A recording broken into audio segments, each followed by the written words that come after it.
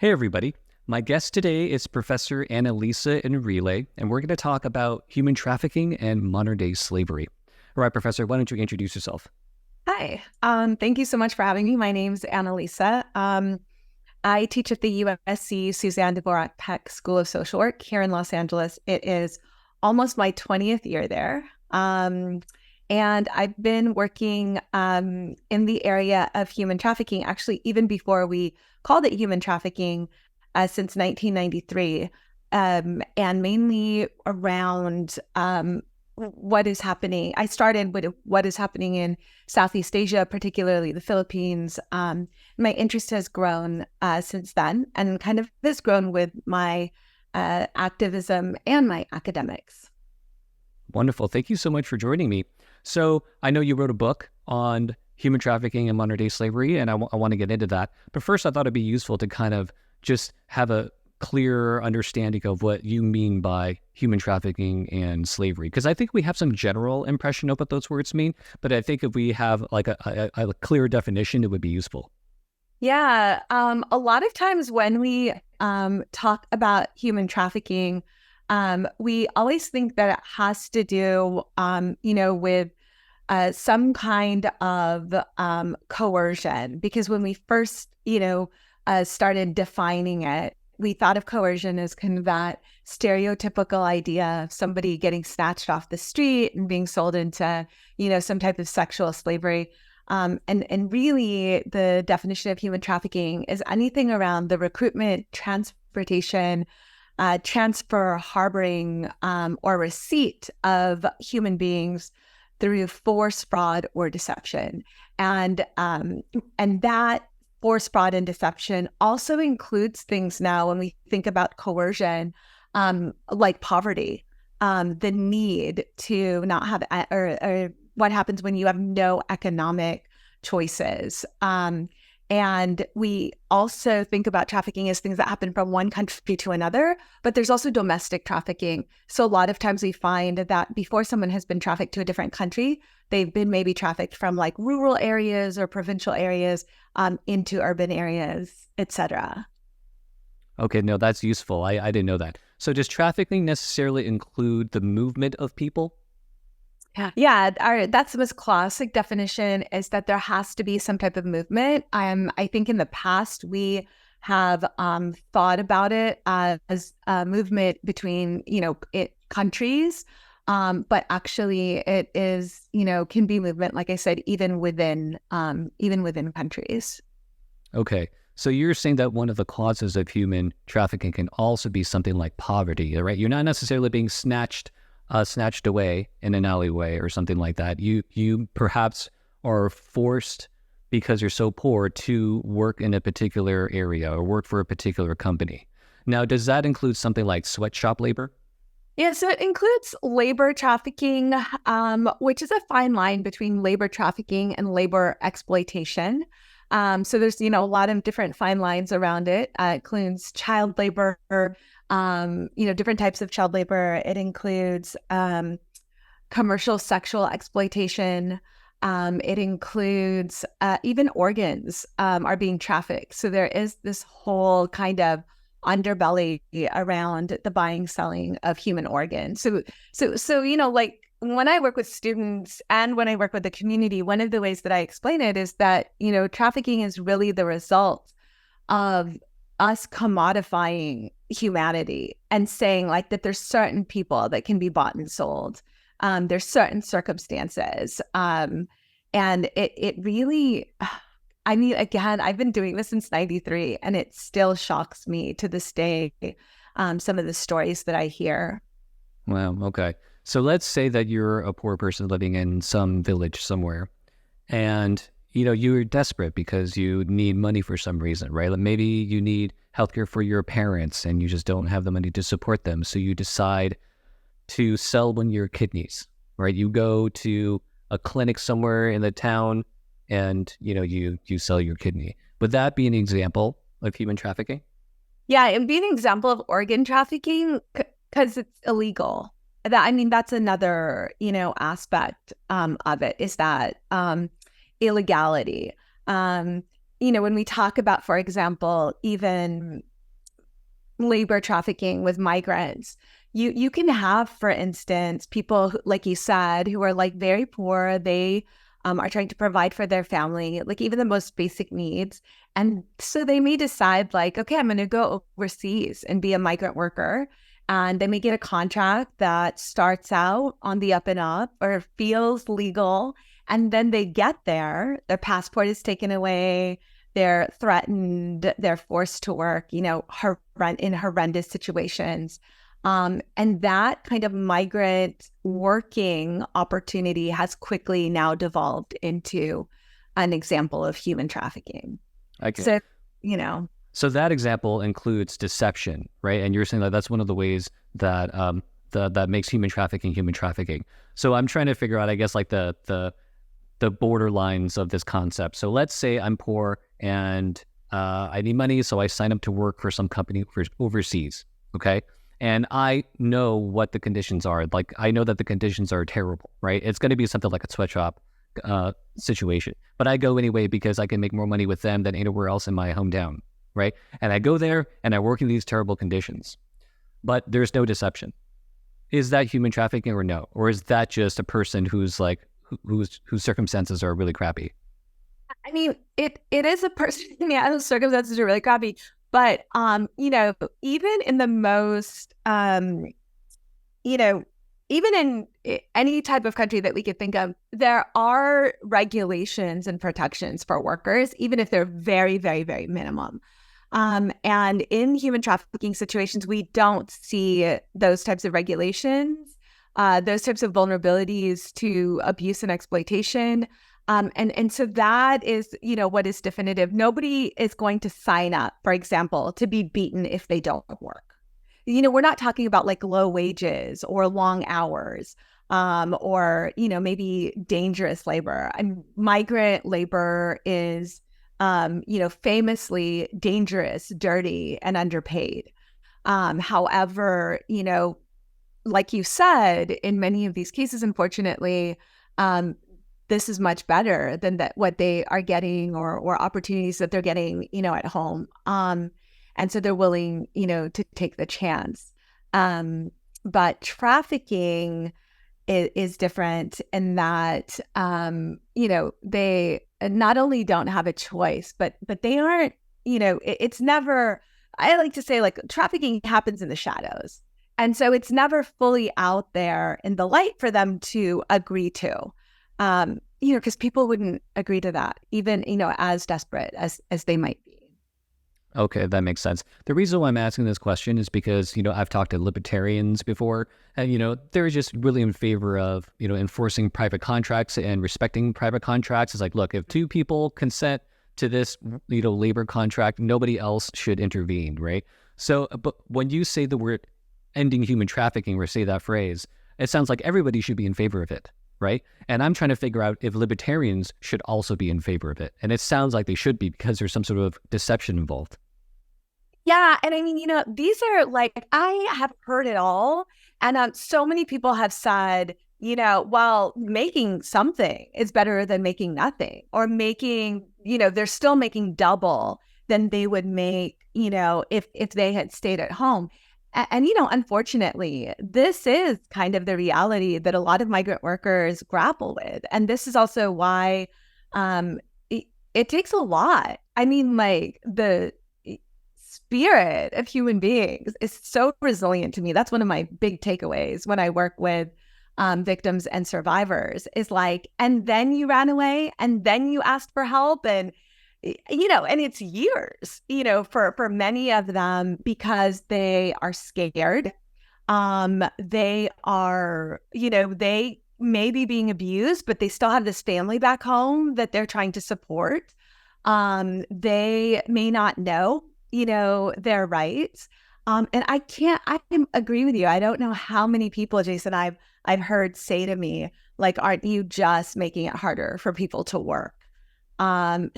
And I just, again, it goes back to, as a society and as a community, we think that everyone is anti-slavery. And people will say that, of course, But then they start to build like these imaginary lines around, what that means. And is it okay to do this? And is it okay if a person says yes? And, I just think about how much profit we are making, in many, many different industries. And how little of that we think of, especially like now where we are so aware of sustainability and the environment, how few people think about the worker as being part of that environment, and how many times I've been told by sustainability officers, oh, no, we don't deal with labor. We, that's somebody else's department. I see. Interesting. Yeah. So I'm glad that you mentioned slavery because I wanted to get into that as well. Do you find slavery differently than human trafficking? Well, we certainly, I feel now this is like kind of a little bit of an academic discussion because, there's all sorts of ways that we think about slavery. We think about chattel slavery. We think about indentured servitude. I think in some very pure ways, human trafficking and slavery is slavery. But there are these nuances, right? And again, I think that the biggest difference is in very few places are people, and definitely not like a whole community being like taken and then sold somewhere else. Although, we have seen the stories of like huge amounts of people being trafficked. There's also indentured servitude where, say, you work through a recruiter and the recruiter says, hey, I have this job in the United States. I'll pay for all of your expenses and then you can just pay me back. And when they get here, their passports are taken away, the workers' passports are taken away, and the recruiters say, well, we'll give you a passport back when you, finish paying us. But now there's this interest. And now there's this, and they borrow more and more money. I mean, they just never can dig themselves out of a hole. One of the very first labor trafficking cases I worked with, and I didn't know any better. So I don't advise this to anybody. But, I was working in the community with an organization. We didn't have anything like transitional housing or, even partnerships with folks that had like residential facilities. And I remember at the time it was, I think ICE who, called me and said, hey, we have this Filipina. We're going to deport her. We think she's been trafficked. At the time they had, no precedence. So it was new to everybody. And they said, I think she's willing to have a case and testify, but we have nowhere to put her. We can't keep her in detention. And I was like, okay, I guess I'll take her home. And, she came home with me, asked me, at one point, like, like any guest, I gave her like a towel and told her where everything was. And, she had asked me for lotion because her hands was very, very chapped and raw. She was a domestic worker who had been basically enslaved and locked up in this apartment for years. And I said, yes, here, of course. And I gave her this bottle of lotion. And she said, oh, I mean, I have money to pay you back. And I said, no, don't worry about it. And later it was giving me a $20 bill.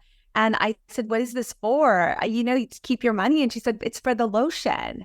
And suddenly it dawned on me like, oh my God, she thinks lotion, this like drugstore lotion costs $20. And so I asked her how much she thought it cost. And she said, I know that $20 isn't enough. Lotion's like $50, right? And the people who had enslaved her had these like long lists of things that she used in the house and the cost of those things and how much she had to pay off before they would open the door. And, think about it. These are like many of these folks come from very debt-ridden types of situations. So, presenting them with that kind of list, it's a norm to them.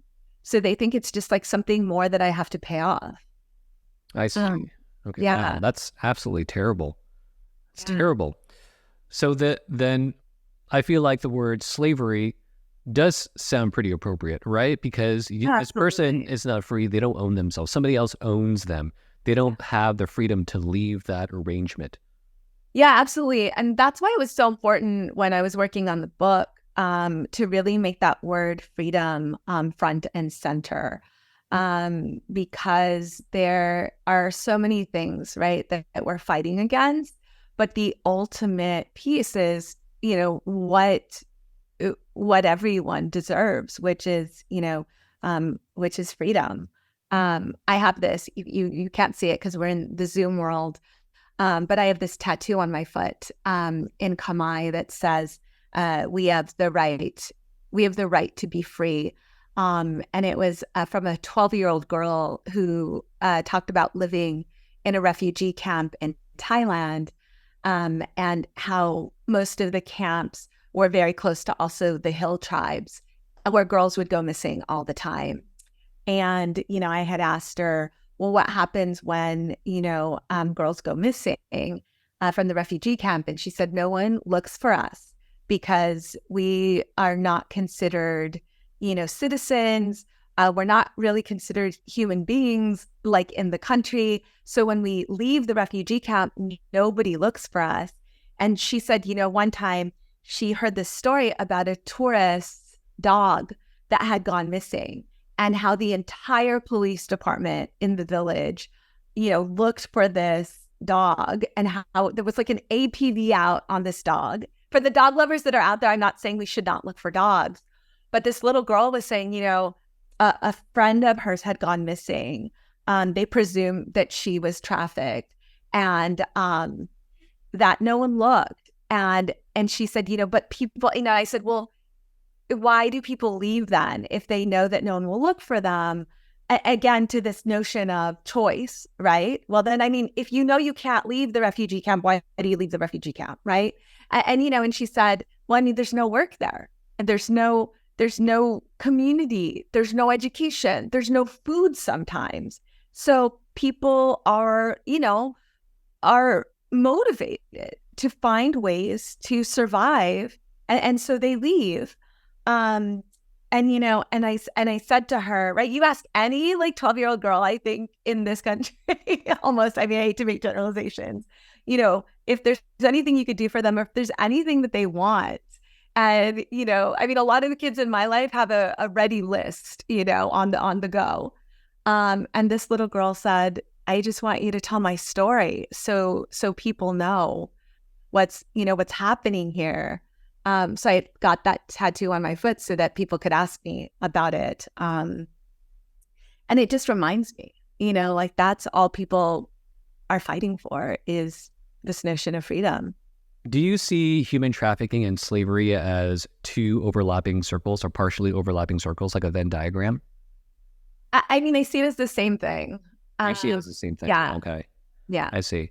So in terms of like the kinds of human trafficking and slavery, like, do you happen to know like what the most popular or what the most common type is? So labor trafficking does occur more than sex trafficking. Um, it is billions and billions of dollar business. This is a number I should have, speaking of tattoos, a number I should have tattooed in my head. But, it always changes. About 90% of that profit, 80 to 90%, is from sex trafficking. So even though sex trafficking is a smaller percentage of trafficking, it makes up for, it composes a large, amount of the profit. And trafficking is profitable. Look, if it wasn't, this wouldn't be a problem. And so it's really important to not only understand, how it happens, but also that there's people that are making, that are really, really benefiting from these situations. And that's what makes it so difficult to end. Yeah. So I'm trying to get a better understanding of how it actually works on the ground and who's making the money. Okay. So you're saying a lot of the times it's not people who get snatched up, right? But it is choices in quotes that are made out of desperation and out of poverty, right? So these people who are really desperate decide to go into these certain contracts, right, with these certain people. And then this contract usually takes them somewhere else, maybe to like another country or something like that, to work really dirty, difficult jobs. So it's the companies that, quote unquote, hire them who are making all the money, or is there like a middleman who organizes the human trafficking?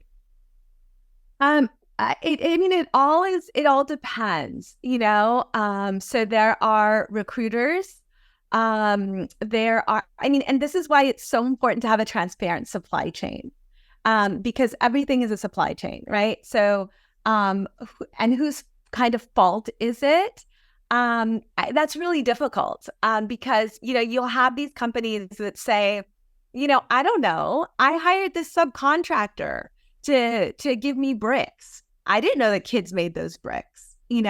And so now, in California, we have the California and Supply Chain Transparency law, and that, requires companies that make a certain amount of money and that do business in California to make their supply chains transparent.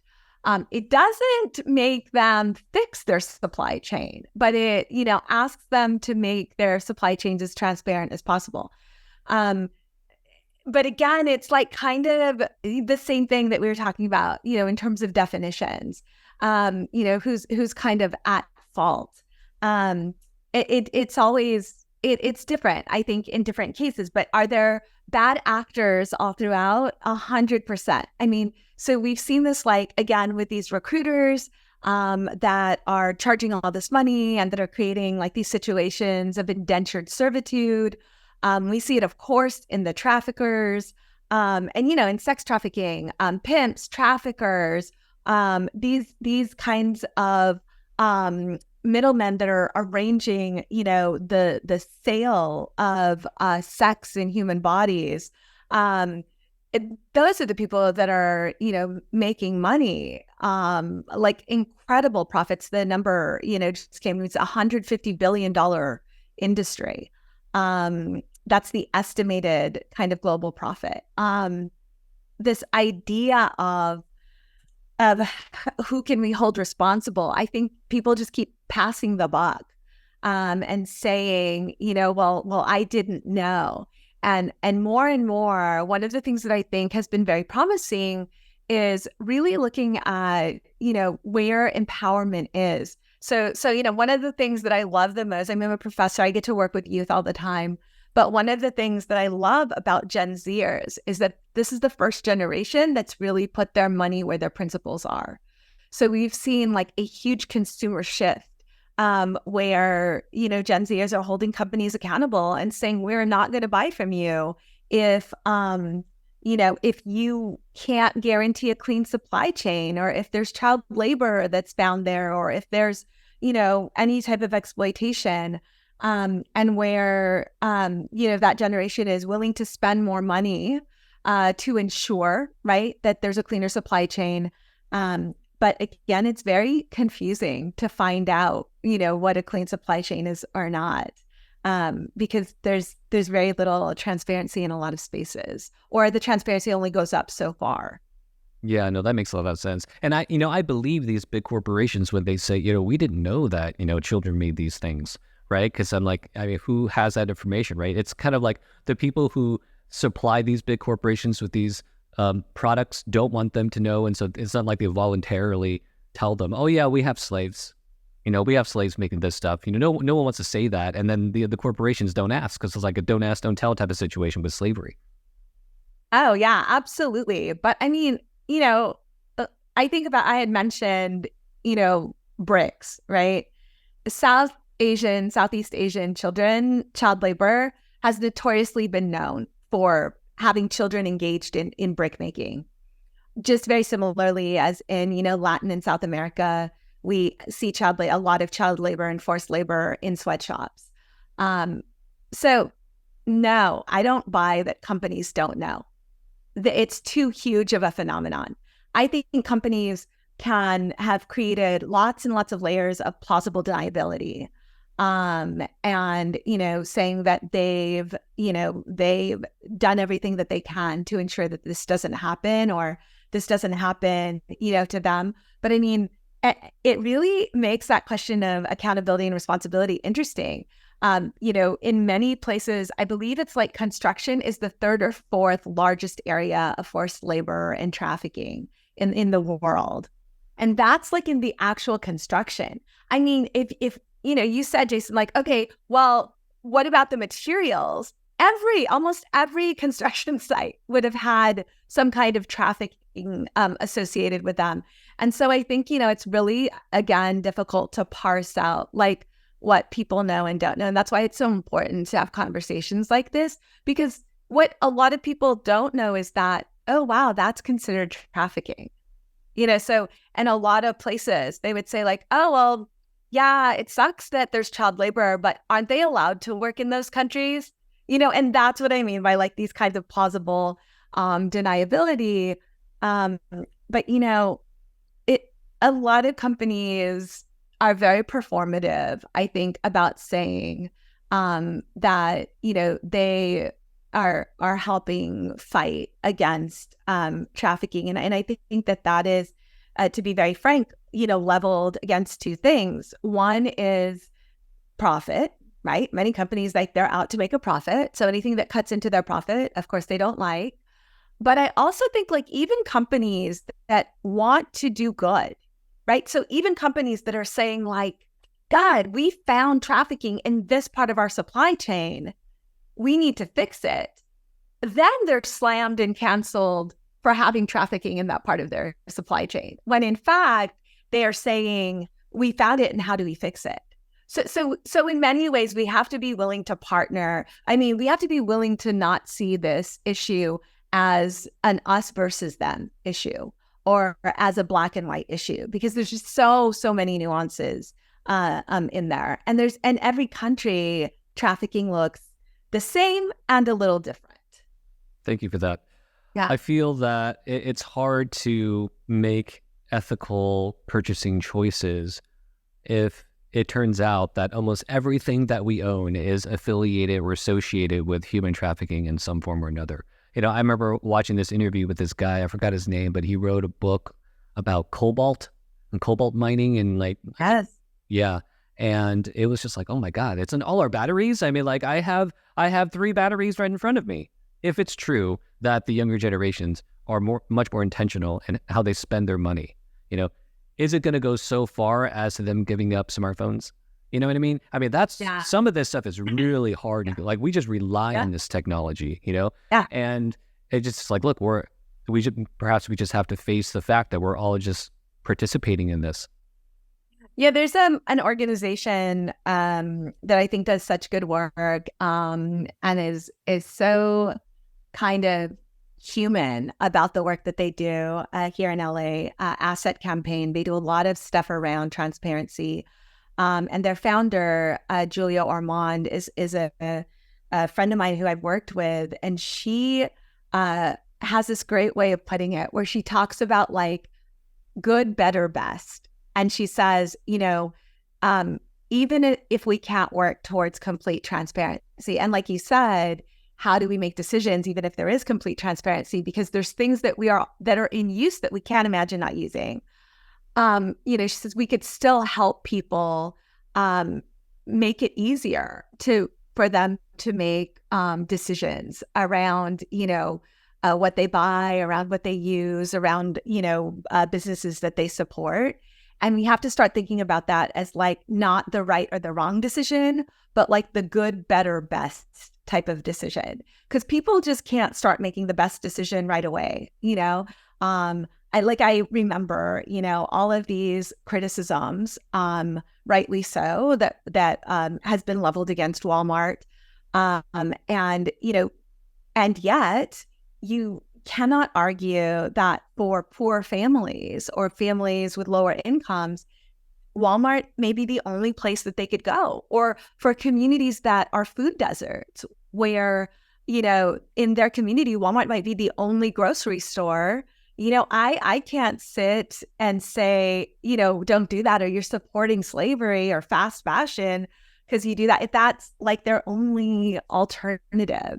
And again, so I think that this is it's such a hard and wicked problem, you know? Yeah, no, Uh, absolutely. yeah. So in terms of what a better world would look like, I mean, you don't, it doesn't sound like that you want to remove the free movement of labor, right? You want people to be able to travel to different countries and different towns to find work, right? And I think it's probably true that for, in many cases, it's going to be cheaper to hire foreign labor, right? Now, are you saying that what we need to do is just not pay them less?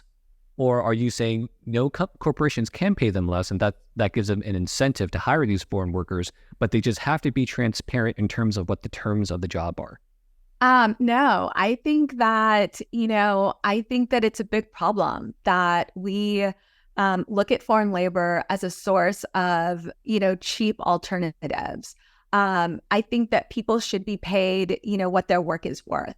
And, and I think that that's the big problem, because that causes, like, I think all these fissures in quite possible solidarity and alliances. And it makes, migrant workers, foreign workers, immigrant, it makes our workers like even more vulnerable, because, they become isolated within the workplace, because then people are also mad because they have this idea that, oh yeah, I'm being replaced by this cheap labor, which in some cases is true. But that isn't, to say that is what that they shouldn't make, what we're supposed to be paying people. As we live in like this more and more globalized society, there's this question too about like all the things that we outsource, like say, to developing countries. In particular, I think about like when you call for customer service, all this outsourcing that is done, and in the tech industry, like all this outsourcing that is done, in South and Southeast Asia, East Asia, like it's incredible how little we are paying, because we're using like their country as a benchmark for how much we pay them, and how the companies that we're seeing that are doing really well still able to make a profit, right? And still paying their workers a fair wage. I mean, we see like there's a lot of like young startups that pay, their people the same no matter where they are. So I think that maybe instead of redefining, what workers, we can pay less and what workers we have to pay more, we have to really define kind of our relationship to profit and how much we have to be squeezing out of whatever labor that is there. Okay. But if corporations aren't allowed to pay foreign workers less, then they wouldn't have an incentive to hire foreign workers, right? Then they would just like, why would they even outsource their labor at all?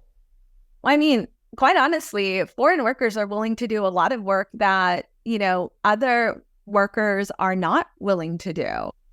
And that's where we, over and above this like issue of pay. And, we were talking about earlier, like these kind of dangerous, difficult, dirty jobs. They also come with a particular set of skills and education that you may not find in local or domestic areas. And, one of the things that I know, coming from kind of this macro space of social work and organizational space of social work, is that companies that have more diversity are just stronger companies. So there's, I think, a whole host of other reasons that people, will and should hire, foreign workers that go over and above the pay. And like I said, it is somewhat hopeful. We are seeing like more and more companies that are, engaged in fair labor. I mean, of course, there's areas like I was talking about, like construction, agriculture, manufacturing, domestic labor, where there's these huge inequities that continue to exist. I think we'll see it in healthcare soon, because we in North America are experiencing a huge gap in healthcare, with the need for frontline workers, especially since the pandemic, that needs to be filled. And more of those spaces are being filled by migrant workers who you can hire as a caregiver, and not as a nurse. And so pay as a caregiver and not, as a nurse, even though they might have a nursing degree. And so these are like these types of, I think, policy loopholes. And I think we probably need more than an hour for this, but to also examine colonial relationships, issues of racism. I mean, all of these types of things play out especially when we're talking about any type of trafficking. Yeah. Okay. That makes sense. I remember watching, I think it was a John Oliver episode, and it was, I think, about foreign labor when it comes to agriculture. And I think these farmers couldn't find enough workers to work the fields or something like that. Cause I think some law passed that made it hard for foreign workers to come in to work the fields, and so they're trying to hire Americans to do the work, but no American would stay long enough to do the work, because it's just too hard. The work is backbreaking, right? Americans don't want to do that. But the economic response may be, well, I'm sure you could find enough Americans if you pay them enough, right? If you just bumped up their pay significantly, you can find Americans to work the fields, right? Yeah. But then what does that mean in terms of the consumer end, right? That means strawberries are going to be super duper expensive. And then all these people can't afford fruit and veggies, I guess I'm not I'm glad that you mentioned the Walmart example, right? Because I think that is one of the highlights of living in some sort of capitalistic free market society, right? If you pay your workers less, then you can sell your products for cheaper. If you pay your workers more, then your products will get more expensive, and then some poor people won't be able to buy the stuff that they need to buy. So I guess I'm not entirely sure what the solution to that is, because I do feel for poor people here as well who can't afford more expensive things. Mm-hmm. But I mean, when we are talking about large corporations, we are talking about super profits. And so that's why I said earlier, we also have to reorient our relationship to profit. And having to make the idea of having to, make the most. I mean, I get it. I totally understand, but there are many spaces. And I mean, again, my colleagues and community folks that are working in the labor movement can probably address this in much better ways than I can. But they aren't going to lose money. Companies are not losing money or deciding how much they're selling their products and services for based solely on how much they're paying people. I mean, and again, the markups on many things, this is incredible. In terms of the margin of profit, we're not talking about some stall in a wet market that is just making 10% off the boutique that she's selling. And so in a lot of ways too, these folks that are trafficked, like I said, they genuinely are looking for ways to work. I mean, even when they leave that trafficking situation, their first priority is, how do I get back to work? How do I secure income that I could send back? So yeah, of course, it's so important. It really underlies the whole issue of trafficking and how you can't divorce it from policy, from economics, from social norms, and relationships. And that's what I think makes it very, very difficult. So as we see the numbers around trafficking, continue in some places to rise, people say we're not making any headway. Part of that is we know more. And so, we could identify things more. And that's really where, we are seeing much more success, is being able to name things, being able to again, partner with different organizations and different partners, like even, like I said, like even companies, and finding where those points of unity are so that, we could begin to stem the tide of, commodifying people. One concern that comes to mind is the use of these words like human trafficking and slavery, right? Because like those words, I mean, just my initial impression is like everybody's going to be against that, right? And nobody's going to be in favor of slavery. Slavery is one of those examples that we point to prove that objective morality exists, right? Like it's just like you don't think any rational person would be in favor of it. So I think that the focus on like coercion, manipulation, deception, I think those are probably going to be like have to be highlighted, right?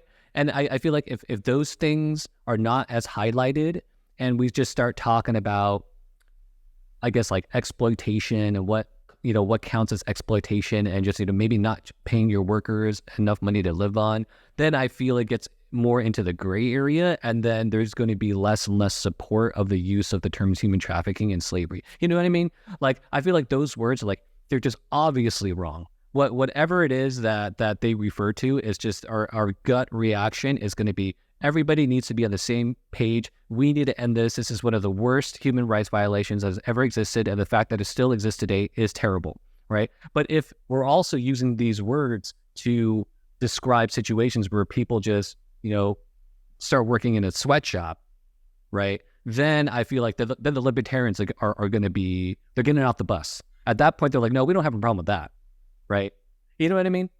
Yeah. I mean, I would normally say yes, but I think that we have just and are still in the middle, right, of, Trump era politics where I've now let go of any notions that and assumptions that people will automatically be against things. I mean, we've just, been through, I think, this kind of, and are still in, right? Like are still in, this era of kind of strongman politics where there is almost permission to say, I am better than other people. And that's really how commodification happens, is this idea that there are certain people that, don't deserve to be treated as well as others. And so we can buy and sell them.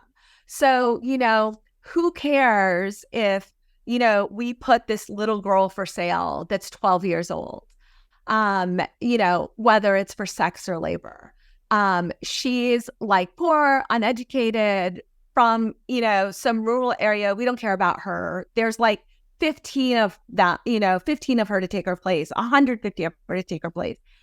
And it's still crazy to me because I think that we start off thinking, of course, everyone should be against this, but that's just not the case. And that's actually, it's just not the case with a lot of things, I think as a woman living in this country who has grown up, thankfully, always, well, I was born, with the right to my own body. I mean, to see kind of as like those reversals, around reproductive justice have happened. One of the most surprising things is like people that you just would never guess being okay with it. And I think that this kind of falls under that, this like kind of, we've lost, this sense of right and wrong and that power of having that assumption. Is one of the reasons I think that it was so important, as me and my colleagues wrote this book to highlight that this issue of trafficking it's not as easy to understand. And I do understand, what you're saying about like the language that's used, how to get people, to not turn off and to really try to understand, what's happening. And I especially think this, like in working with sex trafficking, there's just this idea too that people have of like the quote right or wrong type of victim. It's just like heartbreaking to me that we can categorize people as worthless or valuable, Yeah, no, I definitely understand. Yeah. I'm glad that you mentioned sex trafficking because maybe that would be a good example to kind of highlight the issue. Okay. So what makes sex trafficking and not just sex work? So I don't believe in sex work. It is something that I, have been very public about. Um, I work with an alliance called World Without Exploitation. They're an international alliance of anti-sex trafficking organizations.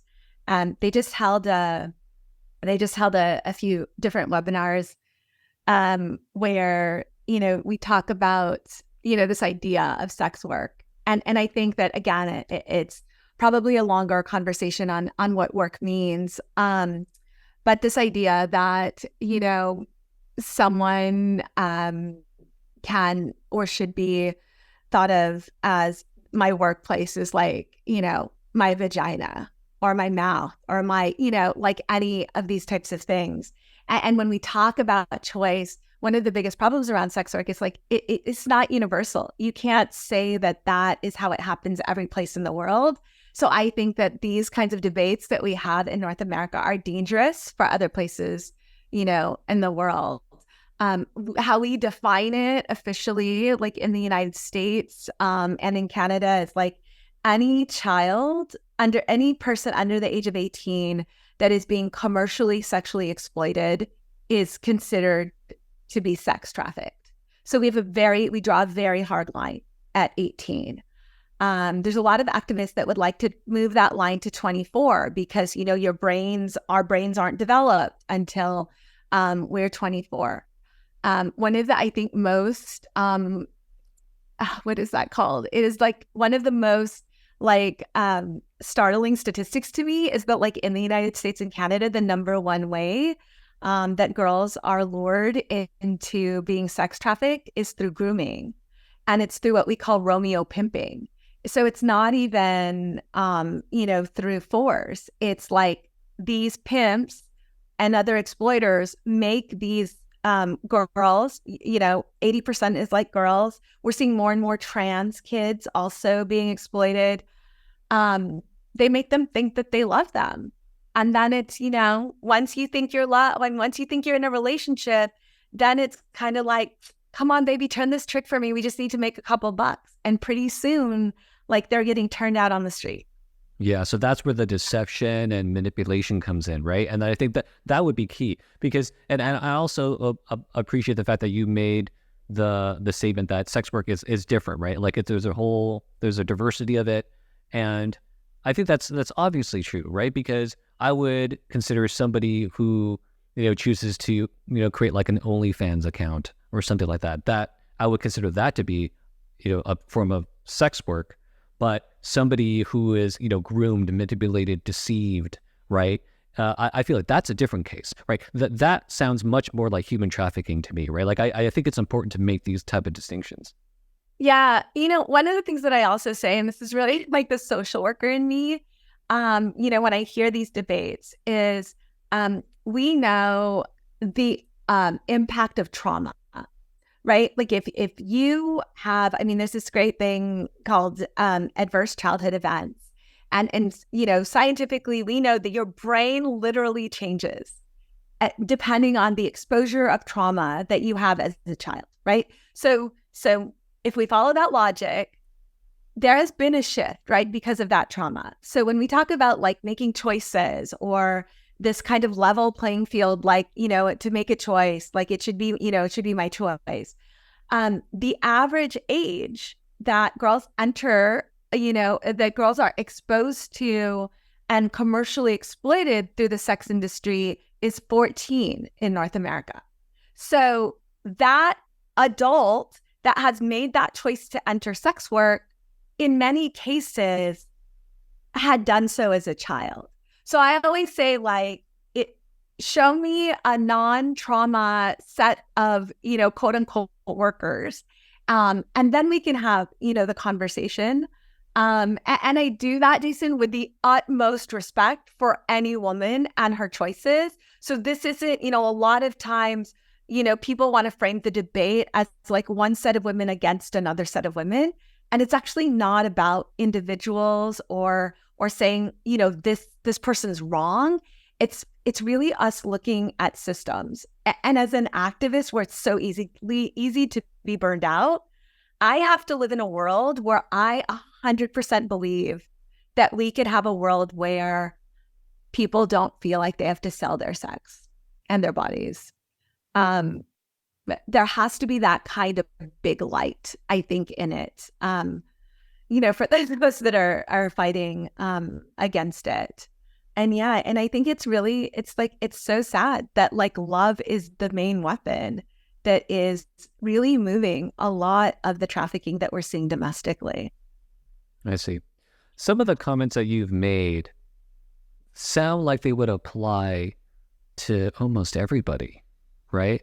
Like you were saying, I want to live in a world where people aren't, treated as commodities and replaceable and stuff like that. And it is in the context of human trafficking, but in my mind, that's like most people. Most people can be replaced by some other worker, right? I mean, like, so it just sounds like the solution is some grand systematic change in our economic, vision and our economic model, right? It's almost like anti-capitalist. I'm getting that kind of like feeling. I don't know. You know what I mean? Like, I think maybe when I first started in this work, I probably would have agreed with you. But, like I said, I think that as I've grown in it, there are definitely systems, right, and structures at play. There's human beings that are in the middle of it. I think that it would be too simple to say, oh, if we dismantle capitalism, we'll dismantle, commodifying sex. I think, we have to look at like the intersectionality of systems. So, I mean, what role does patriarchy play? What role does toxic masculinity play? When we talk about sex trafficking, we're always talking about supply and demand, to put it in those like economic terms. We're always so concentrated on the victims and survivors. We're now like really looking at the demand, which is like the people that are buying sex.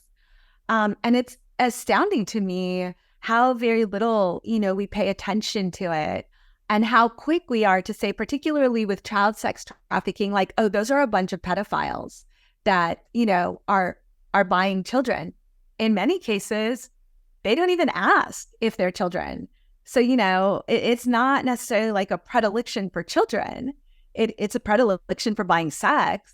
But a lot of that can be traced to, more can be traced to toxic masculinity than true instances of pedophilia.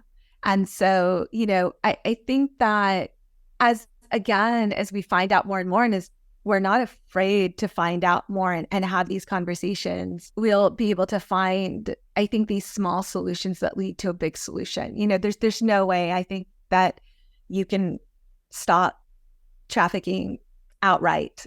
Or if you can, it'll take a very long time. There's just, again, too much involved for the people that will do anything to keep the benefits that they are reaping, from these traffic situations. One of the things that we do, like in the book, is we take like an opportunity to look at the different ways that have been put into place. So prevention, clinical intervention, policies, and new innovations that are being done to try to creatively disrupt human trafficking. I was really looking forward to this conversation because I just feel like it's one of the issues that should receive so much more attention than it really does. Like, again, when Americans think about slavery, we think, oh, slavery is ended, right? But that's because we have this particular notion of slavery, chattel slavery, Yeah. And when you hear about how there's still millions of slaves globally today, I think it really puts things into perspective, like, I know that I complain about things that are really first world problems. I remember going to a coffee shop like 4 years ago and I complained that there wasn't Wi-Fi.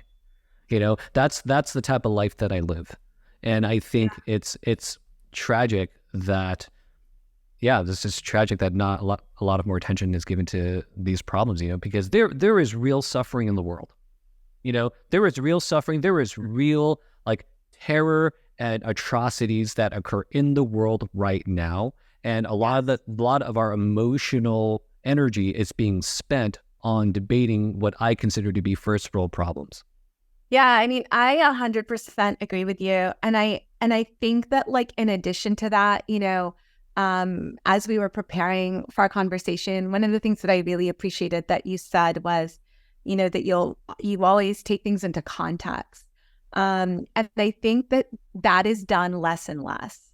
So people, are having like these debates, and like you said, this emotional labor that we spend on things that are also like taken like that, we don't know, we don't put things into like the historical context, the economic context, the political context of it. We're having these like conversations that are like not rooted in anything.